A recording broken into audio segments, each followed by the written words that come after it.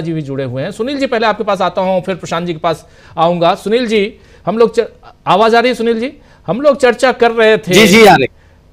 और प्रशांत जी तो उस कार्यक्रम में भी थे, और अभी चर्चा शकील जी ने भी किया। दिल्ली, देश की राजधानी दिल्ली, पार्लियामेंट स्ट्रीट, आज खचाखच बाबा साहब की जयंती पर, और एक मैसेज है इस देश में कि आज भी देश के लोगों में संविधान जो है वो सर्वोपरि है, और वो उसको जिंदा बनाए रखने की कोशिश में लोग स्वतःस्फूर्त जेब से पैसे खर्च करके खुद आते हैं।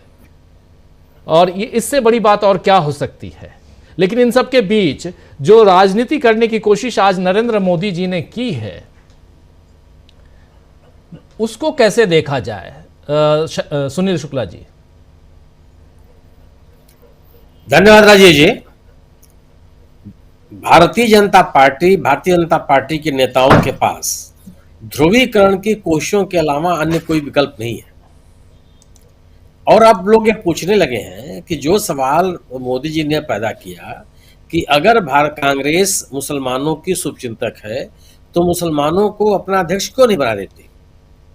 इस बहस को आप आगे बढ़ाइए कि अगर आप किसी वर्ग विशेष के शुभचिंतक हैं तो उसको आप अपनी पार्टी में महत्वपूर्ण स्थान दीजिए।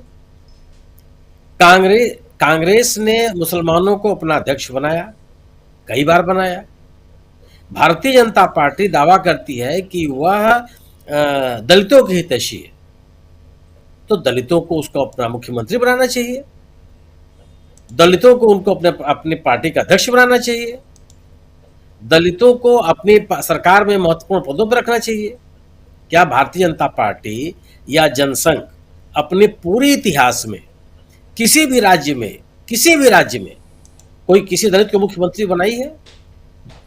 बंगारू लक्ष्मण साहब को छोड़ करके किसी दलित को उन्होंने अपना पार्टी का अध्यक्ष बनाया है? तो उन्हीं के तर्क के अनुसार तो दलितों के विरोधी हैं। दलितों को तो उन्होंने कहीं प्राथमिकता नहीं दी। पार्टी अध्यक्ष भी उन्होंने किसी दलित को नहीं बनाया। और अगर आप बात करेंगे कि पिछड़ों की, तो पिछड़ों को ही इन्होंने कितना महत्वपूर्ण स्थान दिया। पार्टी के अध्यक्ष कितने पिछड़े इनके पास हुए, किन किन लोगों को उन्होंने बनाया?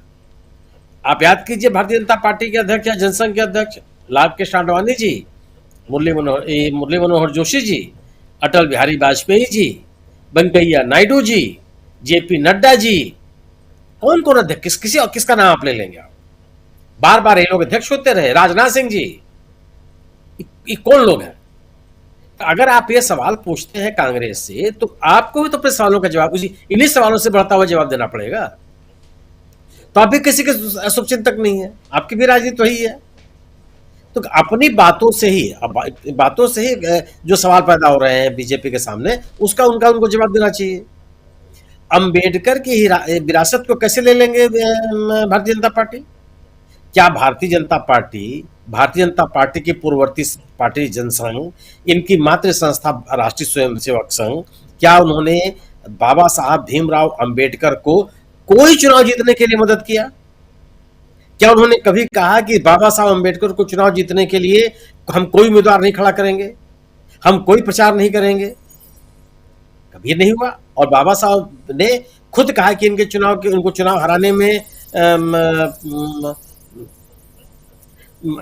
संघ के लोगों का हाथ रहा है। सावरकर साहब का उन्होंने नाम तक लिया हुआ है।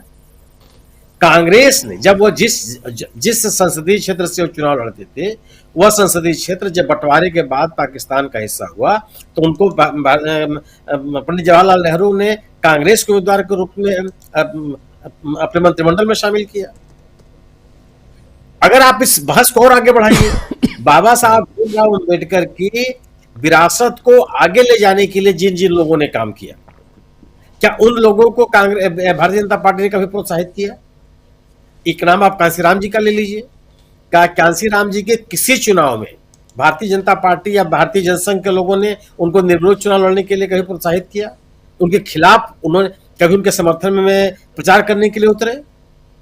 इंडिया दल समूह के समाजवादी पार्टी ने कांसीराम को मिलकर के चुनाव लड़ा इटावा से। तो ये तो राजनीतिक सच्चाई है। ये तो नहीं हुआ कि भारतीय जनता पार्टी और जनसंघ के लोगों ने उनकी मदद की हो, कभी भी मदद की हो। भारतीय जनता पार्टी या संघ के आक्रामक हिंदुत्व के कारण से भीमराव अंबेडकर ने हिंदुत्व को छोड़ा, बौद्ध धर्म को उन्होंने अपनाया। क्या बयान उन्होंने दिए कि मैं हिंदुत्व पैदा हुआ हूं लेकिन हिंदू के रूप में मरना नहीं चाहता। हिंदुत्व की ठेकेदारी करने वाले लोगों के लिए बड़ा सवाल नहीं था, उनको आत्मविश्लेषण नहीं करना चाहिए था। अब ध्रुवीकरण की बात नहीं चल सकती है। ध्रुवीकरण की बात इसलिए नहीं चल सकती कि लोगों ने भारतीय जनता पार्टी को जो जन समर्थन दिया वह हिंदुत्व के ध्रुवीकरण के लिए नहीं दिया, हिंदुत्व को प्रोत्साहित करने के लिए नहीं दिया, गवर्नेंस के लिए दिया, सरकार चलाने के लिए दिया, जनता के हितों के अनुकूल काम करने के लिए दिया। जिन बातों को लेकर के भारतीय जनता पार्टी थी, उन समस्याओं से लोगों को मुक्ति दिलाने के लिए उन्होंने जन समर्थन दिया। भारतीय जनता पार्टी को उनका जवाब देना पड़ेगा। गवर्नेंस के मुद्दे पर बात बतानी पड़ेगी कि उन्होंने पिछले 11 वर्षों में लोगों के हित में कितने काम किए, और इस मुद्दे पर विपक्ष के द्वारा बेनकाब किए जाने के बाद काम बीजेपी के सामने उसका कोई जवाब नहीं है। अब कोई बताना पड़ेगा कि देश की अर्थव्यवस्था को आप कहां लेके पहुंचा दिए। अगर आप अंतर्राष्ट्रीय मुद्दों पर, अंतर्राष्ट्रीय मंचों पर भारत की हो रही आलोचना का जवाब नहीं देंगे तो आपके ध्रुवीकरण की पहल से वो मुद्दे खत्म नहीं हो जाएंगे। अगर आप महंगाई की स्थिति को नियंत्रित करने की आप कोशिश नहीं करेंगे और ध्रुवीकरण को लेकर के आप जब सवाल उठाएंगे तो लोग उससे प्रभावित होने वाले नहीं है। अगर आप बेरोजगारी की समस्या का समाधान नहीं करेंगे तो आप हिंदू मुसलमान कुछ भी कर लीजिए, कोई सुनने वाला नहीं है। लोग आपसे ये चाहते हैं कि जो लोगों के जीवन से जुड़े हुए सवाल है उनका जवाब दीजिए। भारतीय जनता पार्टी के पास कुछ भी नहीं करने के लिए जी। और जो तथ्यात्मक रूप से अपनी बात भी आपका भारतीय जनता पार्टी कर रही है उसका तथ्यहीन बातें लोगों को कितना अपील करेंगे और क्यों करेंगे। जो आपने पार्लियामेंट स्ट्रीट का आयोजन के बाद, पार्लियामेंट की स्ट्रीट के वो आज के दिन होने वाले आयोजन को मैंने व्यक्तिगत रूप से कई बार देखा, उसमें शामिल हुआ। यह कार्यक्रम पूरा का पूरा कार्यक्रम किसी भी औद्योगिक घराने का प्रायोजित कार्यक्रम नहीं होता। वह इस पूरे कार्यक्रम में वो लोग शामिल होते हैं जो बाबा साहब भीमराव अंबेडकर को अपना आराध्य मानते हैं, अपना सब कुछ मानते हैं।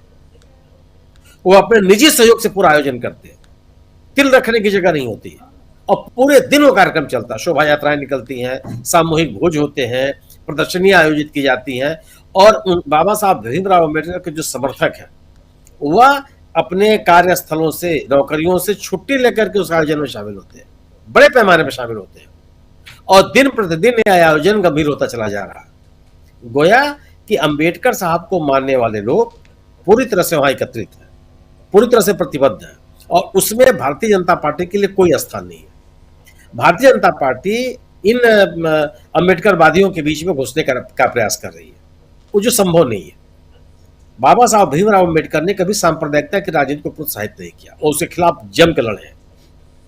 उन्होंने कहा कि सांप्रदायिकता इस देश की राजनीति के लिए, इस देश के लोगों के लिए सबसे खतरनाक चीज जी।